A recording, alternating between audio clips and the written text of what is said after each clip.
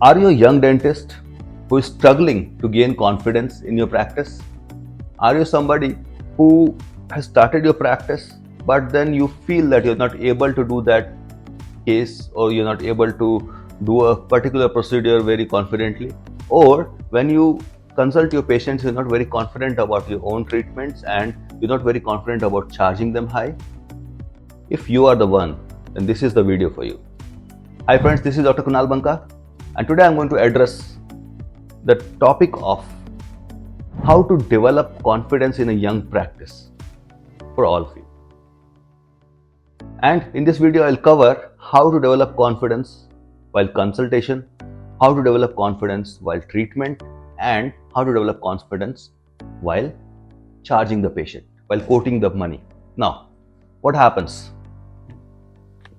as a young practitioner, as a new practitioner, when we are consulting and the patient asks कि भाई इस treatment का कितना पैसा लगेगा, आरसीटी का कितना पैसा लगेगा, तो हम धीरे से बोलते हैं। कॉन्फिडेंस अगर नहीं है तो हम कैसा बोलेंगे, 5000 लगेगा। और पेशेंट को वहाँ पर लगता है कि आप खुद भी कॉन्फिडेंट नहीं हैं उस प्राइस लेवल पे, आपको ज़्यादा बोल रहे हैं, तो फिर बार्गेनिंग स्टार्ट होती है। आपको क्या करना है, यू टू बी कॉन्फिडेंट। अगर पेशेंट पूछ रहा है कि डॉक्टर आरसीटी का कितना पैसा लगेगा, आपको बोलना है, ना बहुत ऊंचे वॉइस में ना बहुत लो वॉइस में। आपका body language should be confident, you should be straight, arm should not be crossed, it should be like resting आराम से in front of your table, and your appearance should be professional. No t-shirts, no fancy jeans and all. Try to wear formals and necktie if possible.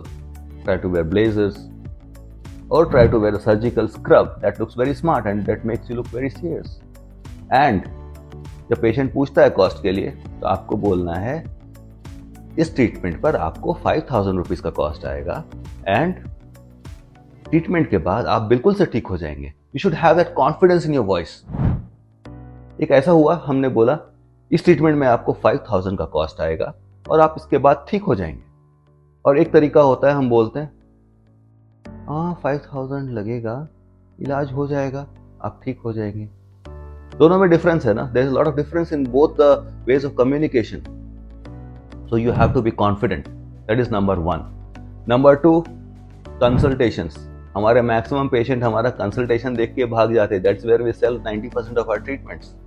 How?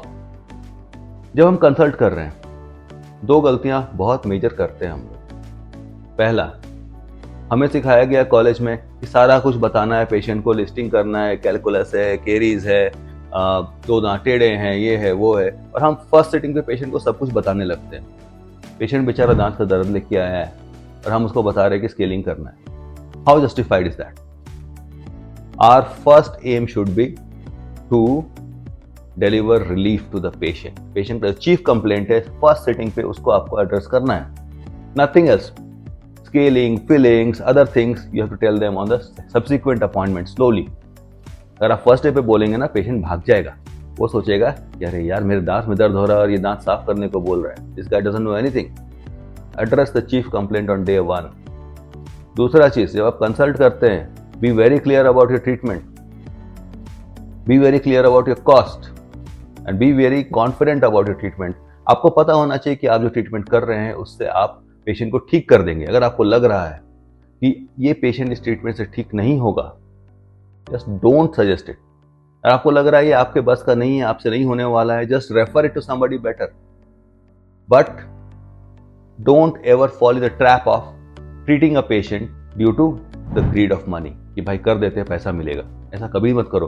नए practice में पैसे की जरूरत होती है, I understand, but ऐसा कभी मत करो कि पैसे के लिए हम काम कर रहे हैं। काम इसलिए करो कि आपको पेशेंट को इलाज करना है, पैसा खुद से आपके पीछे आएगा। एक केस आप छोड़ोगे कोई बात नहीं, और कई पेशेंट आएंगे, लेकिन एक गलत केस आप करेंगे तो 10 पेशेंट खराब होंगे, आपका नाम खराब होगा। ये आपको नहीं करना है। सब कुछ सही करने के बाद भी एक आध केस गलत हो जाता है, तो गलत करेंगे तो सभी गलत होगा ना, ऐसा नहीं करना है। तो कॉस्ट के लिए मैंने आपको बताया, कंसल्टेशन के लिए मैंने आपको बताया। अभी एक और पॉइंट है, कंसल्टेशन में आपको ट्रीटमेंट सेल नहीं करना होता है।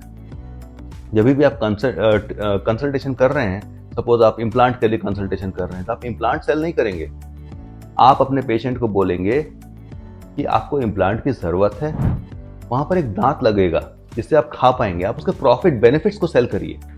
कॉन्सेप्चुअल सेलिंग बोलते हैं इसको। आप कॉन्सेप्ट को सेल करिए, नॉट द ट्रीटमेंट।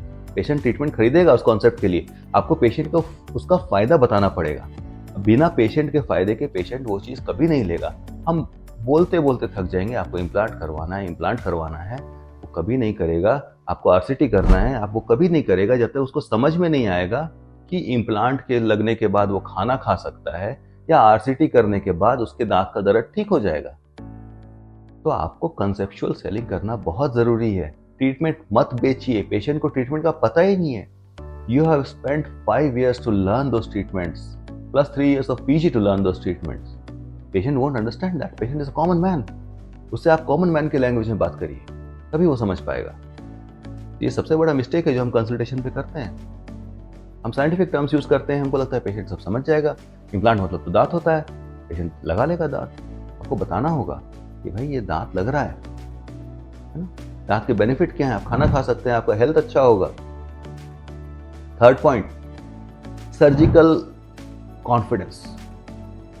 जब हम प्रोसीजर करते हैं नए प्रैक्टिस में, हमें एक्सपीरियंस नहीं होता, तो अब हम कैसे करें? कई बार लगता है दांत निकलेगा नहीं निकलेगा, क्या करें?